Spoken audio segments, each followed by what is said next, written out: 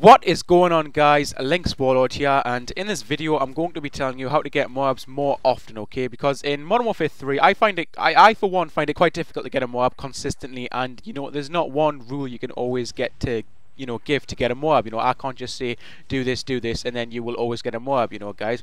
But what I can tell you is how to get a MOAB when things really aren't going your way, kind of thing. Like how to take advantage of a game where the team is really dominating you, how to take advantage of a game where a team is really hammering you, when they get kill streaks, when they're pushing flags hard and everything. Now you'll see we're winning this game, but we're only just winning it, kind of thing. So what I'm going to do is we're going to set up kind of a perimeter. We're going to have some of my team watching B, and we're going to have some of my team staying back at A, because they're coming from C, spawning in the, I think it's called the works or something, the workout.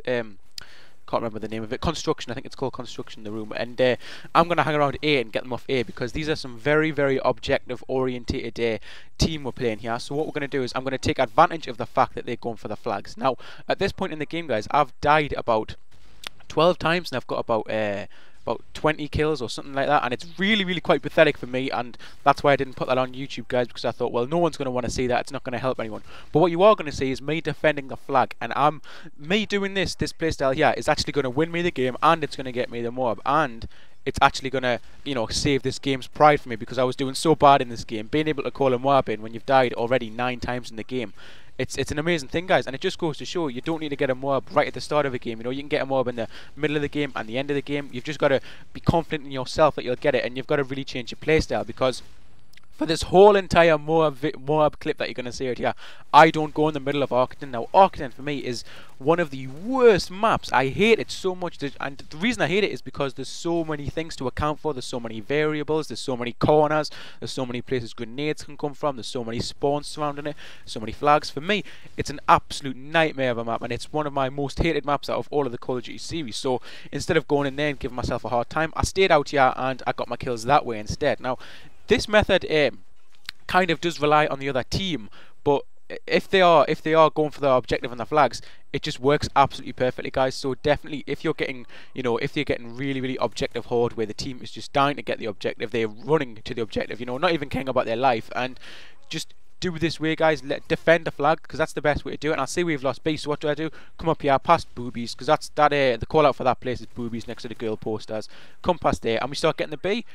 My team are doing me call outs, they're giving call outs, I'm giving call outs saying I've taken him out.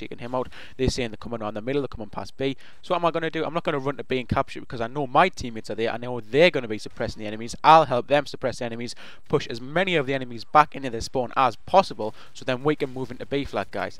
So how does this method actually get you more MOABs? Now, the reason this is so effective and the reason this works so well is because of the actual team that you're playing. Now, the team you're playing will end up playing your game if you put them in a position where they really want the flags, but you really don't want them to have the flags. And it's easier to defend a flag than it is to capture a flag, because then you can set up a perimeter, you can set up a position away from a flag, and you can really go to work on them.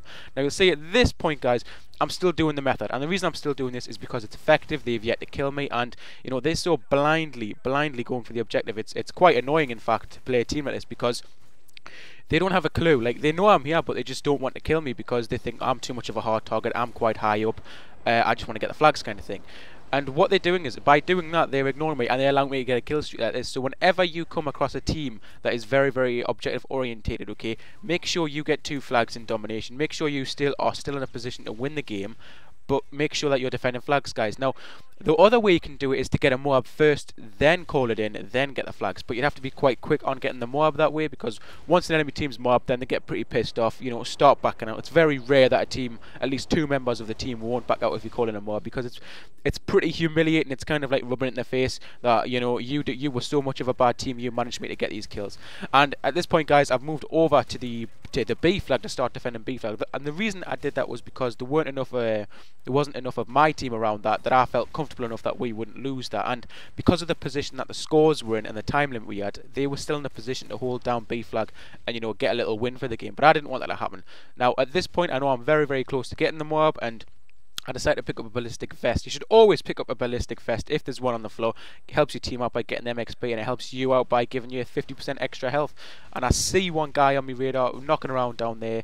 coming around from the A flag, and I take him out and I get that M.O.A.B right there, which does of course seal the game. You know, there's definitely no chance of a comeback. That's just going to push them all back into their positions. We've got that M.O.A.B coming in, and yeah, pretty much game's over, and we've won it in quite a nice manner as well. Nothing nicer than getting a M.O.A.B. And the best thing about it is there was actually a guy on B at the time of the M.O.A.B coming in, so even though he managed to finally get on the flag, M.O.A.B comes in, blows him straight off it. Excellent, excellent, excellent, guys. Really fun. I love having games like this. Now, I love doing well on maps that I don't usually do well on, and I love being able to transfer those principles into a commentary for you guys to watch. Now, at this point, I'm just going to run around the corner and kill one guy and get the game-winning kill cam. But as always, guys, I like to stress the fact that you can follow me on Twitter, and you know, it's really an excellent tool for me, guys, using Twitter. It lets you stay up to date. Every upload appears in your feed on Twitter, all of my activity, and I always tweet out when I'm playing with my subscribers, guys. So don't forget to follow me on Twitter. It will be in my description. So just click show on the description, and you'll be able to click it and be able to follow me on Twitter, guys. Now, as always, there'll be some on-screen video annotations that you can click and go and watch some more videos of mine. But as always, my name is LynxWarlord, and thank you very much for watching this video.